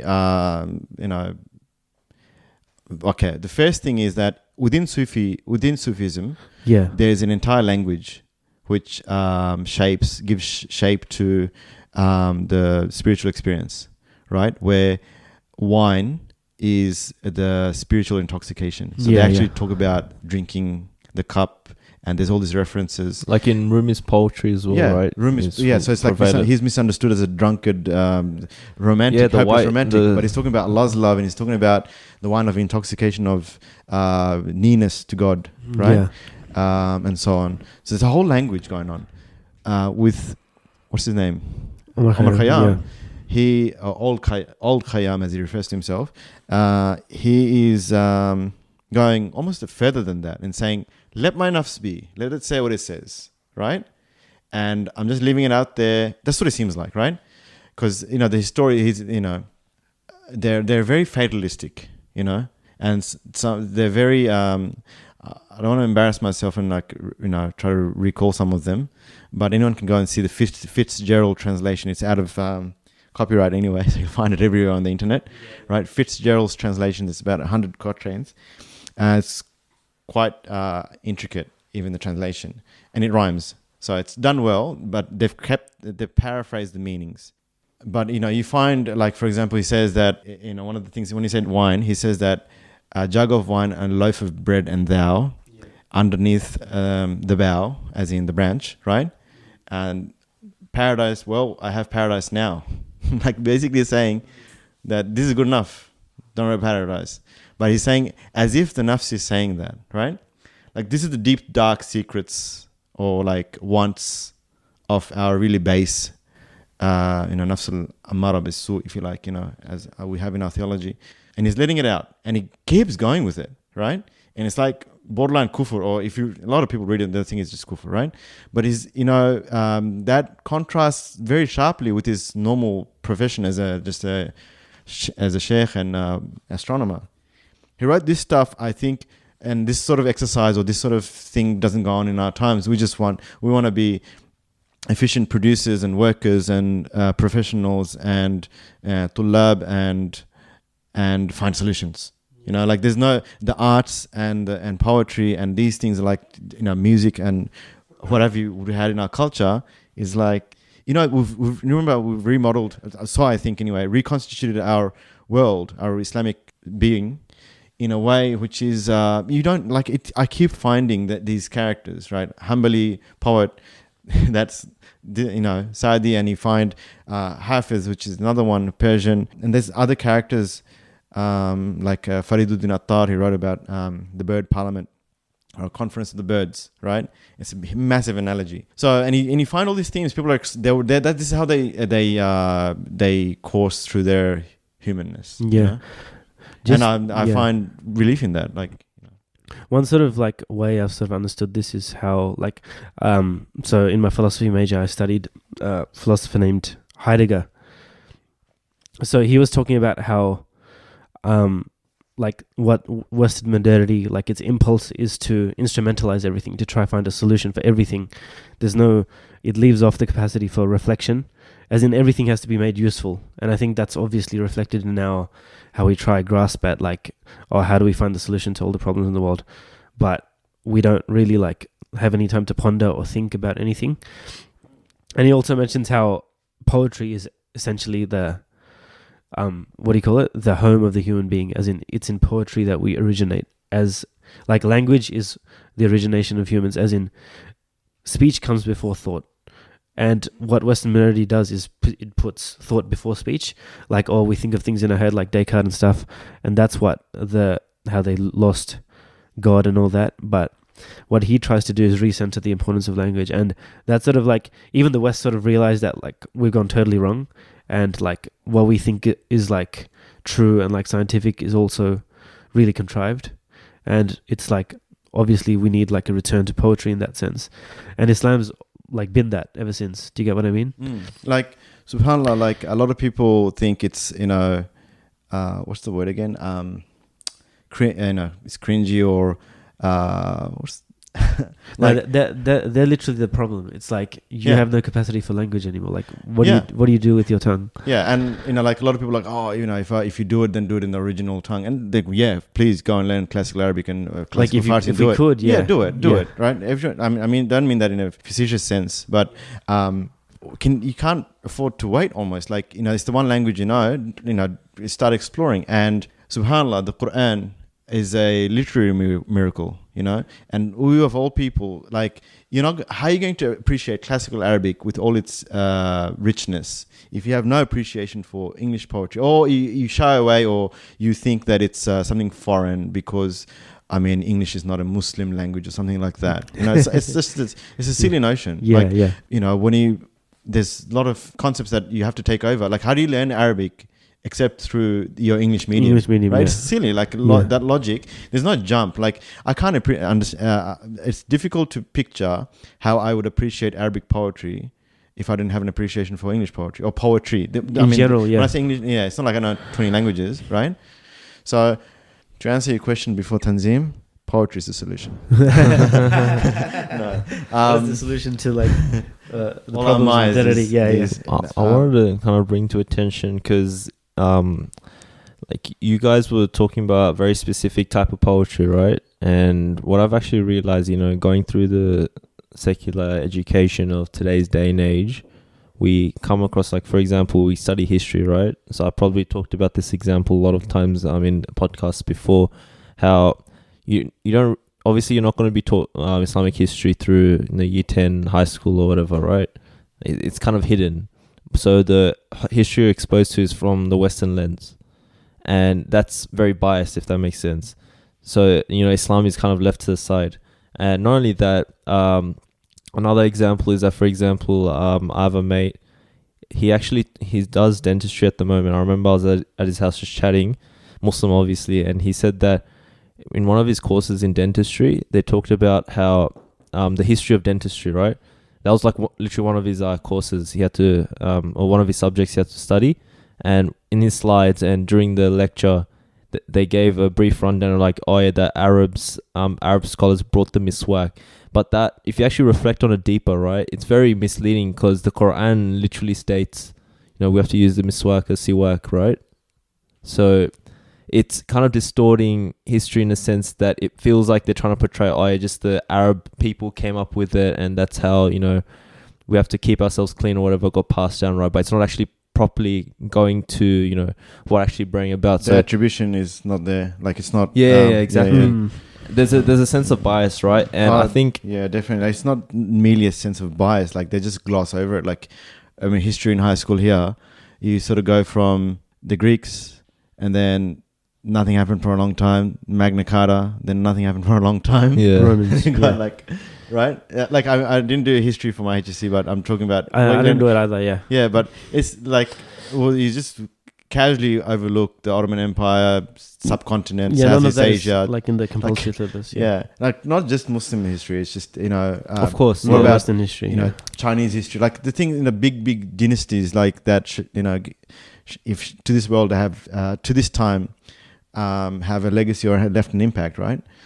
And so, yeah, absolutely. It's still very Eurocentric, to say the least. Yeah. And I think that's what makes us lose our culture a bit and our roots. But I wanted to turn my attention to poetry in general because in this day and age, for example, me and Josh, we've been to Bankstown Poetry Slam a few times, and we actually back then I wasn't too familiar with, you know, the richness of poetry in Islam. You hear about it and this and that, right? And then you just get Rumi's name get thrown around here and there, and very westernized. So much.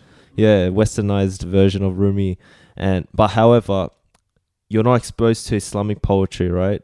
And the depth of what the religion talks about, and the, you know, I guess you can talk about Sufi poetry as well, because it's very deep in terms of what sort of, you know, stuff they talk about, you know, for example, the nafs you alluded to earlier. And I think this is an element that gets glossed over as well to this day amongst Muslims. What's your kind of take on that? Oh, you know, like poetry is, you know, way down the list of the things that get, you know, missed. And so for it to, I mean, that what I'm trying to say is that, you know, like schools are not going to teach you religion, even, you know, like we've touched on scripture before, right? What a passing tokenistic thing it is in its own right. But yeah, you know, even in Muslim schools, the curriculum is very rote and, you know, just a prescribed text. So we're starting way behind. You know, we're starting, like, you have a huge deficit, not only going through school, but, you know, when you come out into the world. And that's even before, you know, not having access to the Arabic language or that which would allow you to explore it in proper, in the proper sense. Yeah. I don't know if have you read The Road to Mecca by Muhammad Asad? But it's like one of the foundational sort of, you know, the convert, like Western convert. He was like one of the first ones. Yeah. So he was talking about how, like, so he grew up in like Prussia or something. His parents like died in the Holocaust. He was like a Jewish, he grew up in a Jewish household, and then he left everything, went to the Arab world, learned Arabic, everything. And he was talking about how, like, just casual like Bedouins he would meet, they would, when sort of like they came across a certain situation that was very like amusing or like revealed like destiny in some way, like, oh, how strange is this? They would always have a verse of some poet that they could bring up to relate to. And that was like in the minds of like every Bedouin. And they had no formal training, obviously. Like he was saying how like in Europe you wouldn't have like random people reference like, I don't know, what's his name? Percy Shelley or like Goethe randomly. As in their poetry is really detached from the common man. Whereas for the Arabs, poetry was a lived thing, like very immediate to their situation. And I think you could say that of the Muslim world generally, as in how like intimately we are supposed to be close to poetry. Do you get what I mean? Yeah. Yeah. I mean, our connection to poetry, you know, I think literature in itself, or an appreciation for language, like the whole religion revolves around it. You know, the first words to be revealed was Iqra, and you know, Europe was illiterate. Illiteracy was, you know, extremely high right until, you know, very modern times. So for us, even if you are unlettered, the religion brings language. that, it brings it into the fold. Was there a question in there as well? Oh no, it was more so a comment, but it's more so I was just demonstrating the sort of centrality of language, even before like formal education. Yeah, like poetry is there. Do you get what I mean? Yeah. As in that's like your first education. Yeah, and yes, of course. You've got, you know, a lot of the Islamic sciences are taught in poetry, in poems, right? So, you know, tajweed rules, usul al-hadith rules are in neat poems, and bring back Suvid on the show, he'll tell you about them. So you can memorize them easily, right? And I think the tajweed rules, one of them anyway, by Spanish man, the master, Shaltibi, right? Through whom all the narrations, riwayat, go through him. He wrote a poem, I think it's 1,000 lines, capturing all of the rules of all of the narrations, right? So look how central it is to us, you know. And poetry obviously is memorized. Like the whole point of it is to learn it well, right? Not just to document that. So, yeah, like in terms of relatability, because let's just say, for example, Bankstown Poetry Slam, I think poetry in this day and age, right? It's from my experience, right? There's a lot of heartbreak. There's poems about love, and there's the other one which is political, more so the oppression that's going on, Islamophobia. People do poetry about that and their experiences.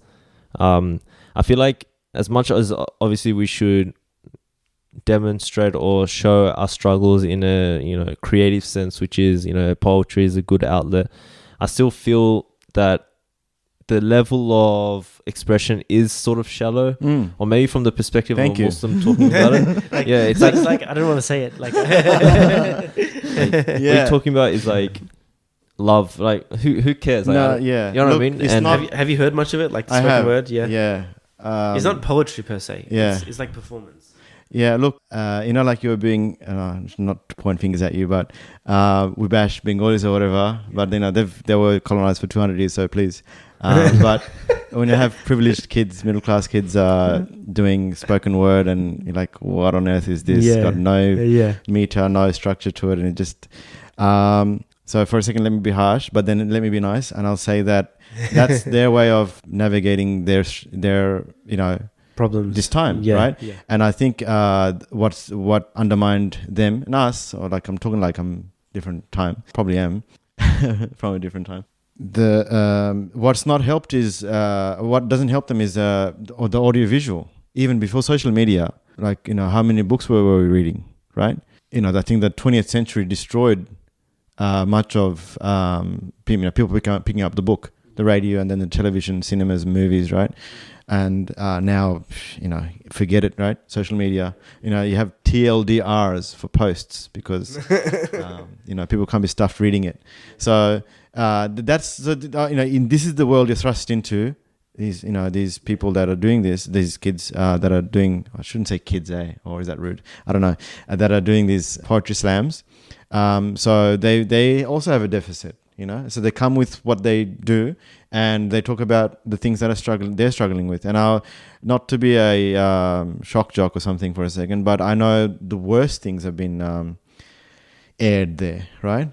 Not in a Khayyamian sense, because Khayyam had his stuff together, but I know the nuts sort of thing. Yeah. No, worse than that. So I know it's not laughing matter. Like I just want to mention it because it's actually very heartbreaking. But sister apostated at one of these things, right?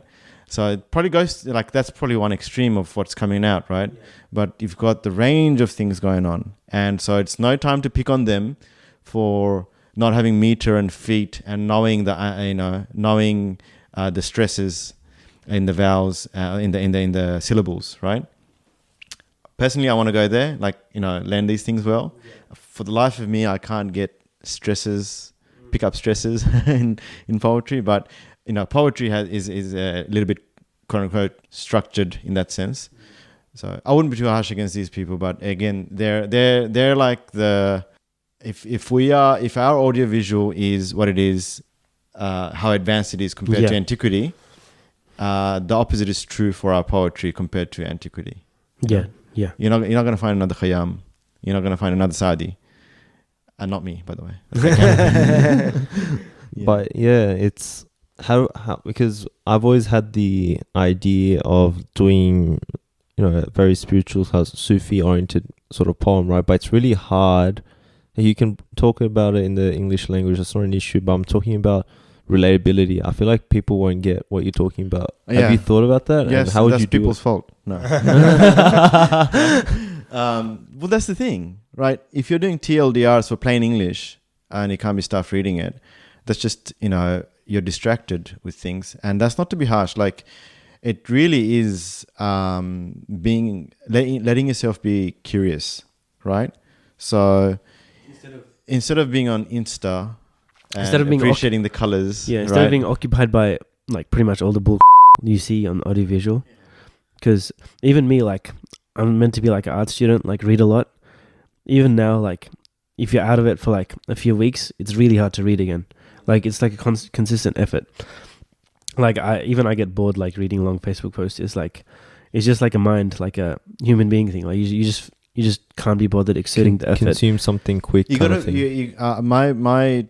the way I've learned to, it's still learning, it's work in progress, but the way to sort of navigate this, firstly from like the Islamic sciences and hifz and things like that, Arabic, is to just chuck myself into a course, right? I need that sort of authority, accountability, in the sense like it just makes me feel bad. And that's kind of like a B grade kind of way to. It's like a hack of sorts, but look, you'll get something. But if you leave it up to yourself, you'll never get anything done. Yeah. So, but when it comes to literature and so on, just if you come across a book or something that piques your interest, history or poetry, whatever it is, it doesn't have to be history or poetry. It can be philosophy, it can be whatever, right? Just invest the money and buy the thing. Just buy it, if you're not reading at all, or if you're like, really like, I want to do all these things, but, the world is trying, there's a feed to scroll and Insta to, I'm not on Instagram. I have an account, but I don't use it for this fear. It's like fitna in the sense that now I see how it is. Like, don't expose yourself to a new thing because you're not going to get out of it. It's another drug, because right? you've deactivated Facebook, which, like, alhamdulillah, I do that quite often. It's really good. That's not mashallah at all. But it's good that you're not on Instagram. I've been deactivating since 2011. Because they've done research on like social media, and Instagram's literally the worst because it's got the most images, like the stimuli. You're just scrolling images. Like Facebook, there's some text, like you read something. Instagram is like you just see photos. You want to hear something really scary? Yeah, not really, but continue. Yeah, well, it's not scary. Like, Sheikh Nuh said that images, our brain never forgets images, photos, right? Or like images. So it keeps an imprint of it somehow. I'm not sure where he's coming from, like science and all that, but doesn't matter, right? Let's just run with this for a second. And he's talking about from the philosophical point. So if you consume so much images every day, right? And you're keeping a copy of it, what is it doing to your brain? Like, we already know, like, the dopamine and serotonin rush you get from the notifications and checking updates and so on. But this images is, even before that, like notification things like that are engineered to get you to to check, right? Fear of missing out, this sort of thing. Facebook has like attention engineers. It's pretty scary. Well, not surprising at all, right? And the timeline, feed, how it doesn't have a bottom. They said, the whole endless. Yeah, that's right. Like, it's like a I've never been to a casino. Well, not inside the gambling place because I have to. Like, people are going to come after me now, right? Casinos don't have windows. They don't have clocks. Oh, right? yeah. I've heard of that. So our psychology as well. It's you're in this little echo chamber. Not liberal, it's massive, but with images that you're consuming. The marketing is insane now. It's like sometimes if your mobile phone picks up a word you said, you'll even search it on Google and you start getting paid ads for it through Google and Facebook. It's pretty ridiculous. Oh, I heard of this. Someone's gotten like ads about something they said, and they're like tripping out. They're like, it's freaky. I goddamn well know that I didn't Google that. Have any of you guys? How the hell do they know? Have any of you guys used Salesforce before? Well, so use Salesforce, right? Friend of mine talks about it. You can check how many times a person checked their email. Oh gosh, it's freakish. Yeah, like you're literally stalking. They have all the data. They have all the data. Like, like even they have when some I weird click my cookies, so you can check it. Like, I sent this email. They've checked it 21 times or whatever, and you've got to. It's scary. It's legit scary. I have lots of coping mechanisms with these things. Like, they're like subtle, but you just have to make light of it. Otherwise, it's just too scary. So, like with this one, I say, like, almost say to myself that after the Kiram and Katibin, the two angels, like, your ISP knows and the government knows more. Your ISP knows than who you really are. Yeah. Right? And, like every single interaction, like, you think of your car, you've got a tag, and they could piece together where you were, And like, there's so much metadata you're leaving behind, and subhanAllah, the world we're going into, Allah knows. You just have to make light. Otherwise, you won't sleep, Just consume. Yeah, because they're probably mapping that too. In fact, there's apps to monitor your sleep. But we were talking about just going back a bit. Yeah, so poetry and how a point I wanted to make was that to escape this, or a hack, one of my coping mechanisms / hacks is that whatever piques interest, don't just leave it there. Buy the book that's on it, or buy a book that's on it, right? or I started listening to the Ottoman history podcast, right? I've listened to probably 50 episodes now, right? And it's very dense and scholarly. So I was lost, but because I really had this, that was if it's tawfiq from Allah, that I felt like I need to know where we left off, right? So I'm just soldiering through this when I'm listening in the car. So use what's advantages to listening in the car if that's easy for you. Podcast, right? Sorry, we're all iPhone users. It sounds like, yeah. Oh, we're on a podcast right now. True. Yeah. But podcast is its etymology goes back to Apple, I think. Fairly sure. Yeah. Yeah, it was their app, and the iPod. Anyway, help yourself. It's a double-edged sword. Help yourself to try to pick up where like I was saying. For me, I started chuck myself in the Sheikh's class. And no matter what comes of whether or not I like a week or not, I just kept going, keep going. That's something you would otherwise not do yourself. Pick up a book, and even if you read half of it, it's reading that you wouldn't have otherwise have done. So don't leave yourself to Facebook and Insta, And I'm not kidding myself. You can't get off Facebook, right? Like, I've deactivated so many times. I've been around for 11 years on Facebook. The first time I had to use it was for a primary school reunion, 2007, right? I was 10 years after my E6. Yeah.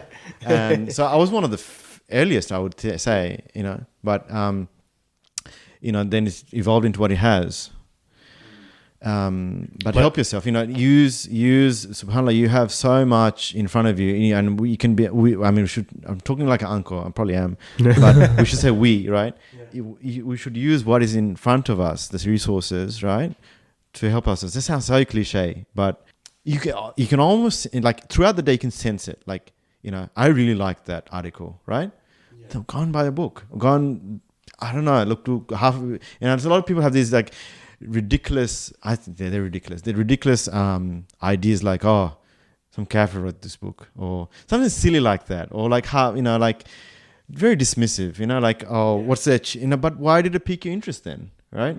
So invest in yourself. And I can tell you one thing from the uncle's perspective, you will wither.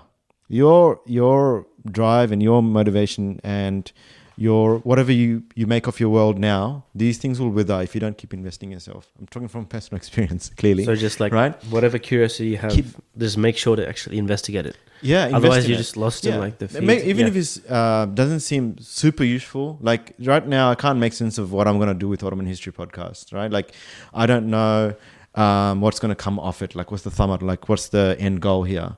But I have this sense that I need to learn where Muslims left off. I talked about how I was saying that I think we're divorced from our own tradition and history. Like, I don't mean in the sanad sense with, the ijazat and the learning and the hadith and the chains of going on since that's obviously way there. back. Yeah. That's still there. But I'm saying, like, look, we've got the Ottomans ran themselves into the ground, right? They couldn't struggle. They struggled with modernity. Not saying that they were the only cause of the downfall, but Muslims altogether, like, they fell really, really hard, and we've been there for a long, long time now, decades, and more than a century, right? And it's not 1924 when we fell, right? We fell way before, right? Like, the erosion happened a long time ago. So to reconnect to something more authentic, something where you don't feel like suffocated, right? In this neoliberal time, you were saying before about, it was about modernity. Language, yeah. I read an article, it's actually a few years old, that what we have now is a meritocracy, right? Meritocracy, I don't know how to say that. So, privatization, smaller governments, specifically in the West, right? The erosion of social services, the preference for corporations over the individuals for, treatment by government, and the governments are in the pocket of the corporations. And the race for talent, quote unquote, I hate that word, right? As if Allah created for you to be a cog, right? Yeah. In a production cycle. This is very tiring, a place to be in, right? And so, if you don't help yourself, if we don't reconnect with something, right, and if you don't use the cues that you find yourself throughout the day, throughout your life, and pick up on them, invest in them, you just get lost as a cog. You'll just be you, and you'll just wither, isn't it? That's just, I'm not talking. It's logical, right? Like, in the sense, you went to uni, you did X, Y, Z. talking very much from personal experience, I guess, but that's okay. You know, whatever I was 10 years ago after finishing uni, what am I going to be now if I haven't written, you know, books? Written books. You just went to work, yeah. Yeah, that's right. If you just went to work and you were part of that, which is, and again, not to be harsh, right? It is difficult, right? Like you need to have a job. You need to X, Y, Z, and otherwise you can't be Sadi and travel from Baghdad to Somnath in India and back to Palestine. You know. Yeah. You know that time, and you know even not, and again like you know this is my 1,000 caveats. Even that, you know, it's easy to think, oh, you know, how good would that have been? Wouldn't have been good, man. The guy was traveling on foot. He got robbed. He got, you know, enslaved. He was digging a moat for the Crusaders in Aleppo. No, Tripoli, right? Digging a moat for the Crusaders. Yeah. How much fun is that? Yeah. Right? So that they could attack the Muslims and fend them off. Yeah. And someone bought him, right? A Muslim bought him and married him to his daughter because that was the price. Like that was the deal, so to speak. He bought him for 10 dinars and married him to his daughter for 100 dinars. And that's the story of his marriage. That's another story. But yeah, he didn't have a really good marital life. Yeah, I think it's getting a bit late, and we've covered actually a lot of diverse kind of topics. I don't know what to name the. Maybe that's the problem. I don't even know what to name the episode. Like Abu Miscellaneous. Subhanallah, but regardless, Jazakallah khair, Sadi, for coming on Boys in the Cave. We really enjoyed this conversation. It's very unique conversation, a bit different to what we regularly have. You know, it's just more kickback, relaxed, but also talked a lot of gems, alhamdulillah. So glad you came on. So for our listeners, thank you for giving us your attention. If you have any questions or comments, feel free to email us at info@boysinthecave.com or find us on Facebook, and you can follow our journey through Instagram. Please leave a 5-star rating on iTunes, as that greatly helps us. And so from our special guest Sadi, Josh and myself, we wish you all the best. Before I sign off, Sadi, you had that you do like a service for free, right, to help Muslims in community? It's just yes, it's actually just something I'm trying to get off the ground. So my learning is in accounting and economics and stats now, and that's not to blow my own trumpet. I'm trying to say is that the skills that I have with that, I want to benefit the community. So I'm trying to become a volunteer financial counselor. So if anyone, please reach out to me if you can help me get my name out to help, you know, brothers and sisters in Sydney specifically. It doesn't matter. We can do by distance, but it's anything to do with financial counselling. So that's from debt, budgeting, tax returns, you know, of that sort of stuff. And if you know me, then you sort of know what I'm about probably as well. I'm trying to work through a couple of organizations, but that's not really moving. So, yeah. Inshallah, benefit the community through your initiative. Before I pro bono, so like, you know, fi sabilillah, of course. Yeah.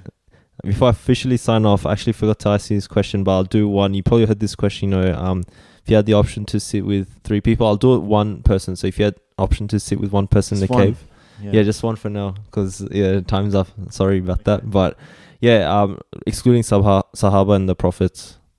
I think in your previous episodes you also say like not scholars, like the easy picks. You can do scholars. You can do scholars if you want. Okay. Oh look, even I'm gonna leave the Islamic figures aside and say it's something that piqued my interest, right? Was Lacan and Jacques Lacan. Oh, Lacan. Oh, okay. Allama Lacan. No, just kidding.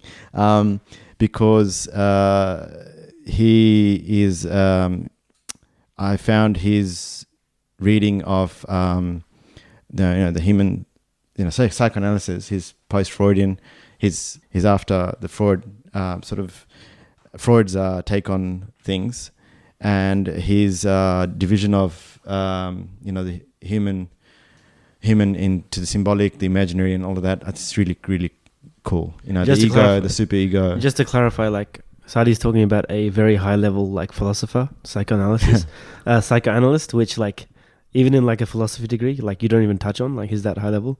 No. So this is like level of the accountant is doing very high, like PhD level philosophy. I'm sure you come across a lot of PhD level stuff on your feed. You just got to stop and look into it. Yeah, exactly. Look into it. And look, and he makes sense of the desire and demand and that we have innately, and how desire is inherently can't be fulfilled in this dunya. SubhanAllah, it sounds like borderline Islamic, and it really explains.